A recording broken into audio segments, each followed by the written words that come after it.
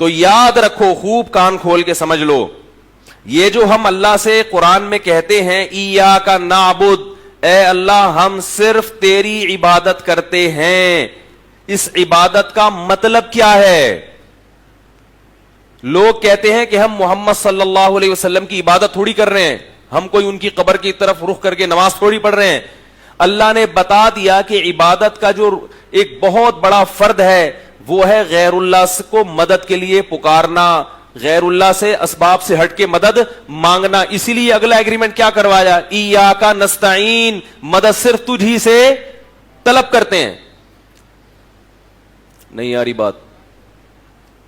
Police سے مدد مانگنا یا کسی سے پانی کی مدد مانگنا کہ آپ مجھے پانی پلا دو, یہ مدد اور قسم کی ہے. اور یہ جو مدد صرف اللہ سے مانگی جاتی ہے وہ مدد, بولو بھائی, الگ قسم کی ہے. اگر کوئی کہے کہ نبی سے ہر قسم کی مدد مانگی جا سکتی ہے تو اس سے بولو پھر ایاک نستعین کا مطلب کیا ہے, کہ اللہ ہم صرف تجھی سے مدد مانگتے ہیں, اس کا مطلب کیا ہے؟ پھر صرف کا مطلب تو صرف اللہ ہے نا یار. بھائی صرف انگلش میں صرف کسے کہتے ہیں؟ اونلی. اونلی کا مطلب کیا؟ اس کے ساتھ کوئی شریک نہیں ہے.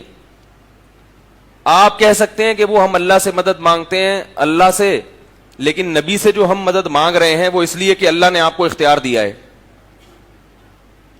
تو اللہ یہاں ہر قسم کی مدد کی, بولو بھائی, اللہ کہہ رہے ہیں ہم جب تم سے ایگریمنٹ لوں گا کہ تم جب مدد مانگو گے تو کس سے مانگو گے؟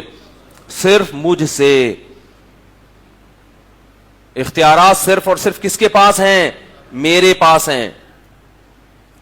یاد رکھو, اگر اللہ کے سوا کسی سے اسباب سے ہٹ کے مدد مانگی, اپنی جانوں پہ رحم کھاؤ, ترس کھاؤ. فرقواریت میں مت کرو, دیوبندی بریلوی ایسے ایسے وہ آنے لگتے ہیں میرے خلاف نا کمنٹس کے, وہابی ہے اور یہ فلانے فرقے کا ہے, یہ اپنے فرقواریت پھیلا رہا ہے. تانے دیتے رہو, جہنم کی آگ میں لٹکے ہوئے ہوگے. اگر شرک قابل معافی ہوتا تو اللہ سب سے پہلے محمد صلی اللہ علیہ وسلم کے چچا ابو طالب کو اور آپ کے دادا عبد المطلب کو جہنم کی آگ سے بچاتا. ابراہیم علیہ السلام کے والد کو اللہ جہنم کی آگ سے بچاتا. شرک قابل معافی, بولو بھائی, نہیں ہے. آپ یوٹیوب پہ میرے خلاف کمنٹ سینکڑوں کر دیں, خدا کی قسم قیامت میں رو رہے ہوگے کہ مولوی صحیح کہہ رہا تھا, کاش ہم اس کی بات پر عمل کر لیتے. اور یہ میری بات نہیں ہے, میں کون ہوتا ہوں, یہ اللہ رسول کی بات ہے, یہ تو اجماعی عقیدہ ہے. حاجات میں اور پریشانیوں میں کس کو پکارا جائے گا؟ اللہ کو پکارا جائے گا. اگر ہمارے کسی بزرگ نے غیر اللہ کو پکارا ہے, غلط کیا ہے انہوں نے, لوگ حوالہ دیتے ہیں فلاں دامت برکاتہم نے بھی تو کیا ہے. بھائی ہم دامت برکاتہم کے مکلف نہیں ہیں, ہم تو اللہ کی کتاب کے مکلف ہیں. ہر نماز میں ہماری زبان سے اللہ ہم سے اگلوا رہا ہے ایاک نعبد, اور اللہ کہہ رہے اس فاتحہ کے بغیر نماز ہی نہیں قبول کروں گا میں. اگلوا رہا ہے ایاک نعبد, ہم تیری ہی عبادت کرتے ہیں, وایاک نستعین, صرف تجھ سے مدد طلب کرتے ہیں. بار بار کہہ رہے ہیں, بار بار کہہ رہے ہیں, لیکن بعد میں آ کے کیا کرتے ہیں؟ نہیں بھائی ادھر بھی جائز ہے, ادھر بھی جائز ہے, اس سے بھی مانگنا جائز, اس سے بھی جائز. یہ گستاخ رسول ہیں, یہ گستاخ اولیاء ہیں, یہ گستاخ ولی ہیں. لن یستنکف المسیح ان یکون عبدا للہ. عیسائیوں نے حضرت عیسیٰ کی جب حیثیت کو بڑھایا تو اللہ نے کیا کہا کہ تم عیسیٰ ابن مریم کو خوش کرنے کے لیے یہ کر رہے ہو.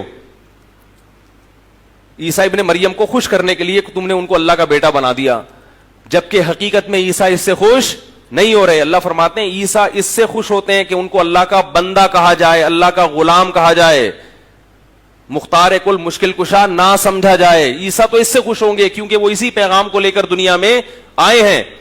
آپ صلی اللہ علیہ وسلم نے صاف لفظوں میں فرمایا لا تطرونی کما